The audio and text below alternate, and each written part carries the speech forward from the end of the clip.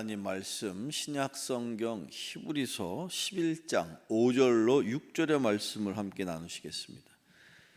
신약성경 히브리서 11장 5절에서 6절에 있는 말씀, 여러분 준비된 화면을 통해서 여러분 소지하신 성경책 우리 같이 신약성경 히브리서 11장 5절에서 6절의 말씀을 함께 같이 읽어보시죠. 같이 읽어봅니다. 시작. 믿음으로 에녹은 죽음을 보지 않고 옮겨졌으니 하나님이 그를 옮기심으로 다시 보이지 아니하였느니라. 그는 옮겨지기 전에 하나님을 기쁘시게 하는 자라 하는 증거를 받았느니라. 믿음이 없이는 하나님을 기쁘시게 하지 못하나니 하나님께 나아가는 자는 반드시 그가 계신 것과 또한 그가 자기를 찾는 자들에게 상 주시는 이심을 믿어야 할지니라. 아멘. 잠시 기도하시겠습니다. 거룩하신 하나님 아버지, 감사합니다. 복된 날 주님의 전으로 저희들의 발걸음을 인도하여 주셨사온데 이 시간 주 앞에 올려드리는 예배가 하나님 앞에 연락되기를 원합니다. 허락하신 말씀을 증거할 때에 성령께서 친히 주장하시고 간섭하시고 우리의 마음에 큰 주의 은혜를 더하여 주옵소서. 예수님의 이름으로 기도하옵나이다. 아멘. 다시 한번 이 예배에 나오신 여러분을 주님의 이름으로 축복하고 사랑하고 환영합니다. 여러분, 오늘 우리 함께 이 말씀을 여러분과 함께 나누게 되었을 때 여러분 계속해서 제가 한 주 한 주 그 하나의 주제를 통해서 그때 우리에게 주시는 말씀을 함께 나누는 중에 있죠. 계속 이 주일날 나누는 말씀의 주제가 무엇이냐? 믿음입니다. 그래서 계속해서 이 믿음장이라고 흔히 알고 있는 히브리서 11장의 말씀을 중심으로 말씀을 나누고 있는데, 자, 오늘 말씀의 제목이 뭡니까? 누구의 믿음이냐면 에녹의 믿음이요. 그 에녹의 믿음을 한마디로 동행이라고 표현을 했는데요. 여러분, 작년도 코로나 때문에 일상적인 생활이 신앙생활뿐만 아니라 여러분들 각 가정에 여러분의 그 생활이 직장 생활 하시는 분, 또 학교에서 공부하는 학생, 누구도 할 것 없이 다 힘들고 어려운 상황이었습니다. 그런 중에도 특이하게 참으로 그 사회 여러 가지 상황 중에서도 이 이동이 자유롭지 못하고, 그렇죠. 심지어 이 드리는 예배의 공간도 지금 이렇게 떨어져 앉아야 되고 이런 상황이다 보니까 어려움들이 많았는데, 그 중에서도 이 업계에서 가장 큰 타격을 받은, 그래서 웬만한 그 업체가, 웬만한 그 중견 기업들이 다 도산하는 어려움 속에 있었는데, 그 중에서도 가장 큰 타격을 받은 업체 중에 업체가 어떤 업체인지 여러분 혹시 한번 떠올려 볼 수 있을까요? 어떤 업체, 어떤 업종이 어려웠습니까? 네, 여행업계가 거의 그냥 젊은 사람들이 쓰는 용어니까 여러분들도 들어보셨을 텐데, 아이들이 쓰는 표현으로 폭망했어요. 폭망이 뭡니까? 폭삭 망했다.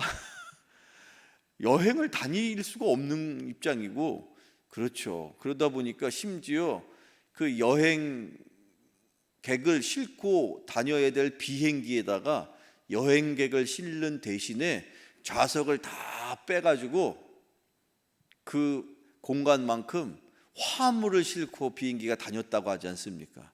그만큼 어려운 환경이었었는데, 그랬어도 여전히 여러분 작년 2020년 10월쯤에 아주 되게 특이한 그런 설문이 있었습니다.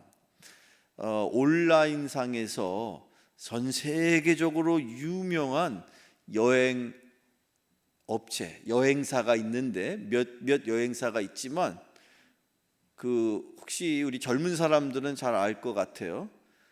익스피디아라는 온라인상에 여행을 전문으로 이렇게 취급하는 그런 사이트가 있습니다. 그런 회사가 있는데 그 회사에서 우리나라 한국 사람, 특이하게도 그 조사에 응한 사람이 대략 300명 정도 됐고, 그 중에 나이가 젊은 사람은 20세부터 나이 많은 사람이 한 39세까지 300명 정도 되는 인원의 통계 자료를 이렇게 발표한 적이 있어요. 어떤 내용인지 항목들이 많이 있었지만 그 중에서도 몇 가지 기억나는 항목들이 있는데, 그 중에서 제가 기억나는 것 중에 하나가 그 사람들이 설문한 사람들을 말하는 거예요. 그 300명의 설문자들이 한결같이 여행지, 자기가 가고 싶은 여행지를 선택할 때에 가장 중요하게 여기는 기준이 뭐냐를 이제 설문을 했어요. 그런데 재밌게도 10명 중에서 통계상 10명 중에 8명 정도에 해당되는 사람은 내가 가고 싶은 여행지를 선택할 때에 우선 기준은 뭐냐? 여러분들은 어떤 기준을 가지고 여행지를 선택합니까? 뭘 여러분 기준을 삼을지 모르겠는데, 당시에 그 설문에 응했던 사람들은 8명이 10명 중에 8명이니까 대략 80%예요. 80%에 해당되는 사람들이 나는 여행지를 선택할 때에 첫 번째 세워놓는 기준으로 맛집을 선택합니다. 그래서 한국 사람은 어딜 가도 이 먹는 거가 되게 중요해서 이 맛집을 내가 거기 갈 때 어떤 새로운 음식을 또는 내가 좋아하는 음식을 마음껏 먹을 수 있을까를 기준으로 여행지를 선택하더라는 거예요. 여러분들은 어떠세요? 여러분들은 여행지를 선택할 때 어떤 기준으로 선택하시나요? 우리 중년의 우리 아주머님, 우리 여기 있는 우리 여성계분들, 어디든지 불러주기만 하면 나는 그냥 문 열고 나서고 싶죠, 여러분? 그런데 그보다 더 먼저 사실은 여행할 때에 무엇을 가장 중요하게 여깁니까? 라는 질문이 있었거든요. 그러니까 여행지를 선택할 때는 맛집이 중요하다. 그래서 한국 사람들은요, 여행 경비에 이동하는 동안에 필요한 교통비, 또 어디에 머물러서 이렇게 자고 할 수 있는 숙박비를 제한 여행 경비의 반을 먹는 데 쓴대요. 자, 어쨌든 그건 일단 정리가 됐는데, 그보다 더 중요한 질문이 있었어요. 여행할 때에 무엇을 제일 중요하게 생각하십니까? 그 경우 그 질문에 대한 설문에 그 답한 사람들이 10명 중에 그러니까 퍼센테이지로 따지면 한 63%니까 10명 중에 6명 정도 이상이죠. 그 사람들이 자기가 여행할 때 가장 중요하게 선택하는, 가장 중요하게 여기는 기준은 뭐냐면 과연 내가 누구랑 여행을 가느냐, 그게 가장 중요하더랍니다. 그리고 나서 자, 누구랑 갈지가 정해지고 난 다음에 어디를 갈지를 정할 때에 그곳에 가면 뭘 먹을 수 있는지가 중요하더라는 거예요. 누구랑 가며 무엇을 먹느냐, 이게 여행에 있어서 상당히 중요하더라. 저나 여러분이나 이 설문을 아마 누군가 저나 여러분 중에 썼다 그러면 비슷하게 나왔을 것 같아요. 오늘 제가 저와 여러분이 우리의 삶을 마치 저 어딘가를 향하여 가는 우리의 삶의 여정을 여행이라고 여러분들 가정한다면, 여러분은 과연 어떤 누구와 그 여행을 함께 하기를 원하십니까? 그리고 또 여러분들은 지금 현재 누구하고 함께 그 여행을, 여러분의 인생의 여정을 걷고 있다라고 여러분 스스로가 생각하고 계시나요? 오늘 우리 이 믿음의 선배였던 에녹이라는 한 인물을 통해서 저와 여러분이 과연 우리가 언제까지 걷게 될지 모르겠지만 때로 사도 바울은 달려간다는 표현까지 썼지만 어쨌든 우리가 가야 할 인생의 그 여정에서 정말로 우리가 꼭 기억해야 될 사실 한 가지, 누구하고 동행하며 이 인생을 살아가야 하는지를 오늘 주신 이 말씀을 통해서 깨닫는 여러분 되기를 주님의 이름으로 축원합니다. 자, 먼저 오늘 이 말씀의 주인공인 에녹에 대한 이야기가 썩 그렇게 성경에 많이 등장하지도 않고 그 에녹의 이야기의 분량 자체가 많지 않지만 그래도 신기하게, 아니 특별하게 여기 이 믿음의 장이라는 이 말씀, 그 이스라엘 백성들의 그 선조들 중에 믿음의 모델이 될 만한 사람을 한 사람 한 사람 거기에 언급하고 있는데 유독 에녹이 여기 등장하고 있다는 거예요.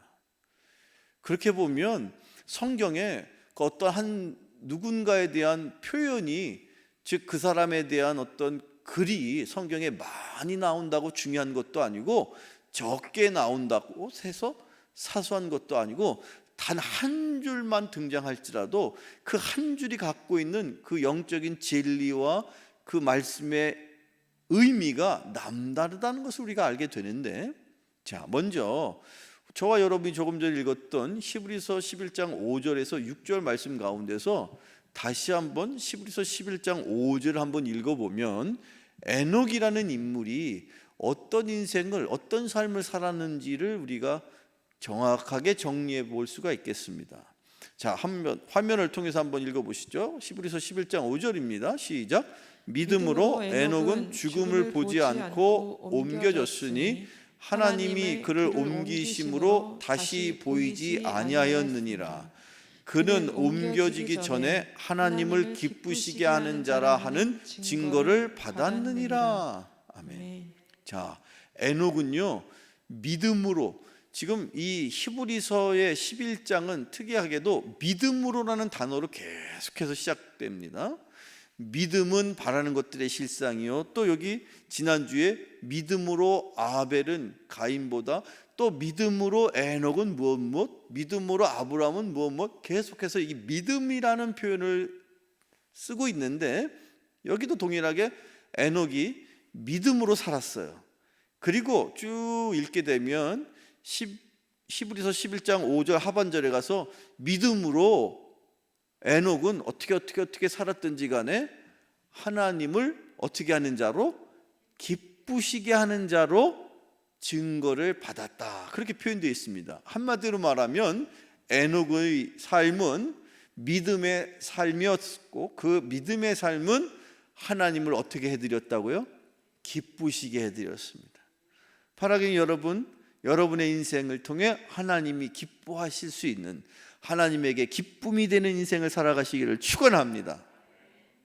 자, 그런데 이 지금 본문을 읽다 보니까 조금 더 설명이 필요한 부분이 있어서, 가령 예를 들면 에녹이 하나님을 기쁘시게 하는 삶을 살았다 라고 그렇게 표현되어 있는 그 본문인 것 같은데 보니까 특별한 단어가 하나 나오죠. 무슨 단어입니까? 어떤 표현이냐면, 그렇게 에녹은 하나님을 기쁘시게 하는 자라는 무엇을 받았다고 했어요? 증거를 받았다. 이 증거라는 표현이 좀 우리가 성경을 더 쉽게 이해하기 위해서 이 원래의 단어의 풀이를 또 다른 풀이로서 우리가 이 본문을 다시 이해할 필요가 있거든요. 자, 어떤 뜻으로 이해하면 더 쉽게 이 에녹에 대한 말씀을 이해할 수 있냐면, 증거를 받았다라는 이 표현의 그 증거라는 단어를 대신해서 인정받았다 또는 칭찬받았다, 이렇게 이해하고 읽으면 정확합니다. 따라서 이 말씀은 결국 에녹은 믿음의 삶을 살아서 하나님을 기쁘시게 하는 자라는 인정을 받았답니다. 칭찬을 받았답니다. 그런데 여기서 그 인정을 받고 칭찬을 받았는데 그 인정과 칭찬을 누구를 통해서 받았을까요? 세상 사람들이 그를 인정해 준 겁니까? 세상 사람들이 그를 칭찬해 준 겁니까? 아니면 세상 사람들은 몰라주고 세상 사람들은 전혀 그 에녹에 대해서 그렇습니다. 여러분, 그렇습니다. 여기에서 인정받았다. 누구로부터 인정받은 거예요? 하나님께. 또 칭찬을 받았을 때 누구에게 칭찬받은 거예요? 하나님께. 한 번은요, 제가 화장실에서 이렇게 앉아 있는데 저보다 먼저 누군가는 볼일을 보고 나간 흔적이 남아 있는데 그냥 휴지가 이렇게 바닥에 쓰다가 조금 이렇게 찢어진 휴지가 떨어져 있는 거예요. 제가 이거를 보고선 어떻게 했을까요? 순간 이거 귀찮게 뭐 누가 보는 사람도 없는데 내가 뭐하러 치워? 라는 생각이 살짝 들다가 순간 그래도 누군가는 치워야 되겠지 라는 생각에 그 화장실에 혼자 앉아 있는 동안에 앉아서 볼일 보는 동안에 머릿속에는 별 생각이 왔다 갔다 했다는 거예요. 그러면서 그래도 내가 이 교회 담임 목사인데 내가 치워야지 하고선 그거 별거 아닌 일이죠. 그래서 수지를 주워서 쓰레기통에다가 넣는데 순간 하나님이 저에게 어떤 마음을 주시냐면, 그래, 사람들이 너를 인정하지 않고 너를 바라보지 않을 때 무언가를 하면 그것 때문에 내가, 즉 하나님이 기쁘단다. 그런 말씀을 주시는 거예요. 사랑하는 우리 드림교회 여러분, 세상 사람들의 인정받지 않고 세상 사람들에게 칭찬받지 못해도 오히려 반대로 세상 사람들이 전혀 모르는 일을 하고 세상이 일체 오히려 나에 대해서 전혀 무관심할지라도 내가 무언가를 할 때 하나님은 더 기뻐하신답니다. 그렇게 이 에녹은 세상 사람들의 인정에 관심을 갖지 않고 세상 사람들 앞에서 칭찬받을 생각으로 그렇게 살았던 게 아니라 누가 보든지 안 보든지 하나님께만 인정받기를 원했고 하나님께서 그를 칭찬해 주셨고, 그래서 그를 놀랍게도 죽음을 경험하지 않고 하나님께서 들어가셨다, 들림받게 하셨다. 그런 인생을 살아가시기를 축원합니다. 자, 더 구체적으로 우리가 나도 에녹처럼 그렇게 하나님 앞에 인정받을 수 있는, 인정받는, 칭찬받는 인생을 살고 싶다, 이제 그런 마음이 들었는데 문제는 도대체 어떻게 살아서 하나님께 인정받고 칭찬받았을까라는 궁금함입니다. 더 이상은 이 말씀 속에는 조금 더 깊이 읽어봐도 구체적으로 에녹의 삶에 대한 설명이 더 이상은 많지 않아요. 하지만 원래 에녹의 이야기가 처음부터 기록되어 있는 창세기, 그 창세기의 에녹의 이야기를 조금만 더 살펴보겠습니다.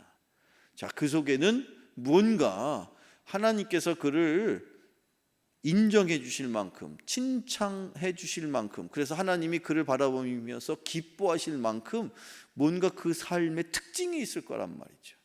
그래서 창세기 5장을 한번 살펴봤더니 창세기 5장에 이런 대목이 나와요. 창세기 5장 24절 화면을 통해서 한번 읽어보죠. 창세기 5장 24절 읽어볼까요? 시작. 에녹이 하나님과 동행하더니 하나님이 그를 데려가심으로 세상에 있지 아니하였더라. 하나님과 에녹이 어떻게 했다고요? 하나님과 에녹이 하나님과 동행하였더라. 잘 읽으셔야 돼요. 에녹이 누구하고? 하나님과. 하나님이 에녹하고 동행한 거예요? 아니면 에녹이 하나님과 동행한 거예요? 동행, 함께 가는 거예요. 하나님이 가시는 곳마다 에녹이 따라갔다라는 뜻입니다. 동행이라는 말 뜻에는 걷는다라는 뜻이 있고 또 그 걷는다는 뜻에서 또 조금 더 파생해서 누군가의 뜻을 따른다는 의미가 있어요. 즉 에녹이 하나님과 동행하였다라는 그 동행이라는 말에는 에녹이 하나님의 뜻을 따라 살았다라는 뜻이 담겨 있다는 것입니다. 아하, 그렇군요. 에녹이 하나님 보실 때에 내가 너를 보면서 참으로 기쁘다. 그래서 하나님이 그를 인정해 주시고 그를 칭찬해 주셨을 때 그럴 수 있었던 이유는 무엇이었느냐? 에녹이 누구의 뜻을 따라서 살았다는 거예요? 하나님의 뜻을 따라 살았다.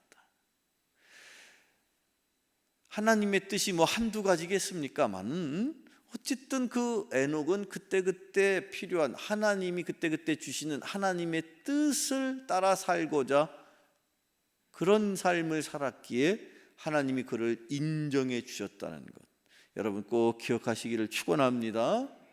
일찍이 성경 구약 성경에 아모스 선지자도 그런 동일한 말씀을 우리에게 주신 적이 있어요. 구약 성경 아모스 3장 3절에 보면 우리가 한번 같이 화면을 통해서 읽어보시죠. 같이 읽어봐요. 시작. 두 사람이 뜻이 같지 않은데 어찌 동행하겠으며. 여러분 참 지혜로운 말씀 아닙니까? 두 사람이 뜻이 같지 않은데 어찌 동행하겠으며. 뜻이 같지 않으면 동행이 돼요, 안 돼요? 안 돼요. 동행이라는 말은 그냥 껍데기만 함께 같이 간다고 동행이 아니고, 그렇죠 여러분, 뭔가 서로 간에 생각과 또 마음이 하나가 되었을 때 비로소 같이 갈 수 있는 거예요. 그래서 여행을 갈 때에도 돈 많은 사람보다도 돈은 좀 없어서 내가 할 수 없이 뭐 먹을 것도 사줘야 되고 잠자리도 마련해 줘야 될 것 같지만 나하고 마음이 맞으면 가고 싶은 거예요. 그런데 돈이 많아서 뭐 여행 경비 일체를 날 다 대준다고 해도 나하고 마음이 안 맞아. 그럼 여행을 가고 싶어요? 가기 싫어요? 가고 싶어요? 가기 싫어요?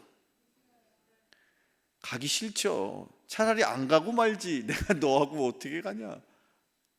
저도 과거에 저희 아내랑 저희 아이랑 여행을 참 많이 다녔습니다. 특별히 저희 아이가 어렸을 때 초등학교 들어가기 전부터 제가 아예 그냥 한 휴가를, 전에 있던 교회에서 휴가를 한 일주일 갑니다. 월요일부터 금요일까지. 그렇게 가면 아예 그냥 월요일부터 짐을 싸가지고 어디 해외를 나가든지 아예 그냥 교회에서 갑자기 느닷없이 장례식이 났는데요 라고 전화가 와도 갈 수 없는 그런 데로 갑니다.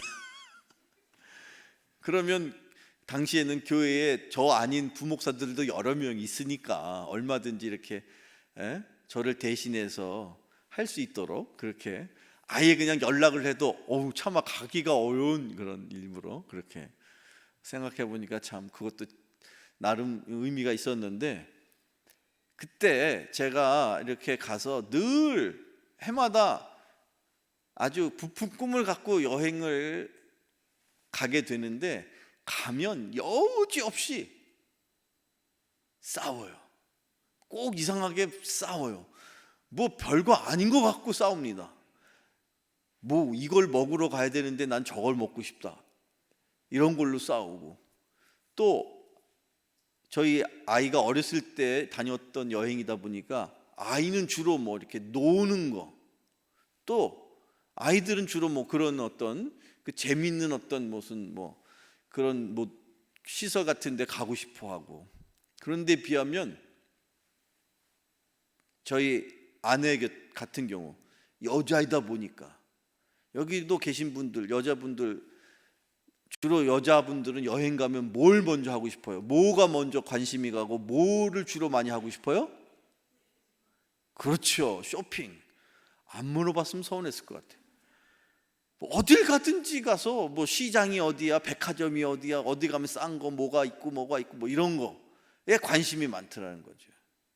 그러니까 서로가 이게 생각도 다르고 서로 취향도 다르고 그러다 보니까 그 여행 가가지고 여지없이 그러면 안 되는데 꼭 티격태격 그렇게 싸우더란 말이죠. 그러면 여행이 얼마나 힘들겠습니까? 근데 그게 한 해 한 해 한 해 가다 보니까 어떤 애는요 왕창 싸웠다가 그 다음에는 조금 덜 싸우고 그러면서 서로 이 마음을 서로 양보하게 되는 거예요. 양해하게 되는 거예요.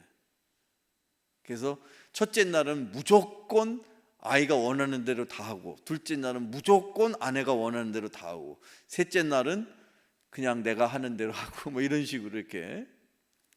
그러면서 깨닫게 되는 건 맞습니다. 이 동행이라는 것, 함께 무언가 같이 이렇게 어딘가를 가고 또 무언가를 행한다는 것, 그 일을 하기 위해서 가장 중요한 것은 마음이 하나가 되는 거예요. 아모스 선지서에서 아모스 선지자가 그렇게 말하고 있지 않습니까? 두 사람이 마음이 하나가 되지 않고서야 동행할 수 없다. 근데 심지어 세 사람, 네 사람, 다섯 사람이 함께 간다 그러면 이게 보통 일이 아닌 것이죠. 그래서 이 교회 안에 한 마음이 되기 위해서는 인간적인 방법으로는 도저히 불가능하다고 합니다. 그러다 보니 이 교회가 한 마음이 되도록 사도 바울도 늘 하나가 되어야 된다, 하나가 되어야 된다. 심지어 사도 바울은 인간이 아무리 회의를 많이 하고 서로 뭔가를 이렇게 계획을 해서 하나가 되는 것이 아니라 성령께서 하나가 되게 하신다. 성령이 아니고서는 할 수 없는 일이다, 그런 뜻입니다. 어쨌든 이렇게 한 마음이 되었을 때, 자, 에녹과 하나님이 서로 동행했는데 에녹이 하나님에게 맞췄을까요? 아니면 하나님이 에녹에게 맞췄을까요? 하나님이 에녹의 마음에 맞춘 거예요? 보세요. 에녹이 하나님과 동행했다 그랬어요. 그러면 하나님이 저 앞에 빨리 가시면 에녹도 급하게 힘들고 어렵지만 빨리 가야 될 때는 가야 되는 거고, 내가 가고 싶은데 하나님이 머물러 계시면 나 또한 머물게 되는 것이고, 이게 바로 에녹이 하나님께 인정받고 칭찬받고 그래서 하나님을 기쁘시게 하는 자라는 증거를 받게 되는 비결이 되었습니다. 예수님도 일찍이 이 땅에 머물러 계실 때에 특별히 그 하나님 앞에 예수님의 생각을 하나로 일치시키는 일이 때로는 힘들고 어려운 경우도 있으셨던 것 같아요. 어느 때 우리가 그것을 발견하게 되느냐면, 자, 예수님께서 이제 골고다 언덕 십자가를 지시기 직전에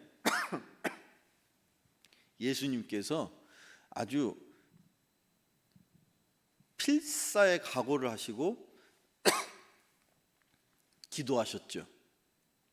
겟세마네 동산에서 올라가셔서 기도하실 때에 마치 떨어지는 그 땀이 핏방울처럼 될 정도로 그렇게 열심히 기도하셨던 것을 우리가 아는데, 그때 예수님이 하신 말씀이 있어요. 그때 예수님이 어떤 표현을 하셨는지 여러분, 그 당시로 한번 우리가 2000년 전에 예수님이 기도하셨던 그 모습을 우리가 떠올려 보면, 성경 말씀을 통해서 우리가 떠올려 보면 이런 표현을 쓰셔요. 신약성경 마태복음, 자, 제가 준비한 말씀인데 신약성경 마태복음 26장 39절, 자, 화면을 통해서 한번 읽어보세요. 시작. 조금 나아가서 얼굴을 땅에 대시고 엎드려 기도하여 이르시되, 내 아버지여, 만일 할만하시거든 이 잔을 내게서 지나가게 하옵소서. 나의 원대로 마시옵고 마시옵고 아버지의 원대로 하옵소서. 하시고. 아멘. 그 유명한 말씀 아닙니까? 예수님께서 기도하시는 중에, 하나님, 제가 될 수 있으면 이 잔을, 이 십자가죠, 십자가의 이 고난을 내가 피하고 싶습니다.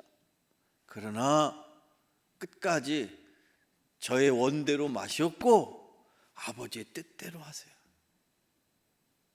지금 예수님조차도 자기의 뜻을 주장하는 거예요? 아니면 하나님의 뜻을 받아들이려고 하는 거예요? 그렇습니다. 예수님조차도 하나님의 뜻을 우선하려고 지금 죽어야 되는 자기의 이 운명을 주님은 아시잖아요. 그 고난의 십자가를. 그런데 그 고난의 십자가를 피하기보다는 아버지의 뜻이라면 제가 이것을 받겠습니다. 사랑하는 우리 드림교회 성도 여러분, 여러분의 인생의 십자가는 무엇입니까? 여러분은 어떤 십자가를 지고 계십니까? 예수님도 그 십자가를 자기가 원하는 뜻으로 지지를 않았어요. 그런데 놀라운 것은 그렇게 하나님의 뜻대로 하겠습니다. 내가 져야 할 십자가라면 제가 지겠습니다. 내가 져야 될 고난이라면 내가 감수하겠습니다. 그랬을 때, 즉 하나님의 뜻에 순종해서 그 어려운 고난의 십자가를 붙들었을 때 실은 그 고난의 그 죽음의 언덕을 넘어 결국 예수님은 어떻게 되셨나요? 하나님께서 예수님을 어떻게 해주셨어요? 3일 만에 부활시키셨어요. 부활의 영광이 있었단 말이죠. 지금 내가 짊어져야 될 그 고난의 인생의 십자가를 내가 질 때에 이것이 나의 뜻이 아니라 하나님의 뜻일진데 그것을 절대로 포기하지 마십시오. 붙들고 계세요. 힘들고 어려워도 결국 그것이 하나님의 뜻인지라 그 고난을 통과하면 하나님이 우리가 상상할 수 없는 영광을 예배두고 계십니다. 에녹이 자기의 뜻이 아닌 하나님의 뜻을 따라 살았기에, 하나님과 동행하는 인생을 살았기에 칭찬을 받았다는 거예요. 여러분의 인생의 십자가, 여러분이 짊어지고 있는 지금 여러분 스스로가 나는 이걸 도대체 언제까지 이 짐을 내가 지어야 되는가? 언제쯤 내 짐을 내가 내려놓고 내가 자유로울 수 있을까? 내가 더 행복할 것 같은데 그렇지 않습니다. 여러분이 하나님 앞에 여러분이 지고 있는 그 십자가, 사실 그것 때문에 여러분은 하나님 앞에 큰 영광을 받게 될 줄로 믿습니다. 절대로 그것을 내려놓지 마세요. 그것을 붙들고 있는 것이 하나님의 뜻이니까. 사도 바울은 갈라디아서에 우리에게 이렇게 고백하고 있죠. 마지막 오늘의 말씀입니다. 갈라디아서 5장 24절 한번 읽어보죠. 시작. 그리스도의 예수의 사람들은 육체와 함께 그 정욕과 탐심을 십자가에 못 박았느니라. 아멘. 저기에서 말하는 그 정욕과 그 탐심, 그게 뭐냐? 내 인간적인 뜻이에요. 내 인간적인 생각이에요. 그것을 십자가의 못을 받고 주님을 따라가는 저와 여러분 되기를 축원합니다. 에녹같이, 에녹처럼 그렇게 하나님과 늘 동행하면서 하나님 앞에 칭찬받고 인정받고, 그래서 하나님을 기쁘시게 하는 자라는 그런 하나님의 그 격려의 음성이 저와 여러분의 심령 속에 이 시간 들려지게 되기를 주님의 이름으로 축원합니다. 기도하시겠습니다.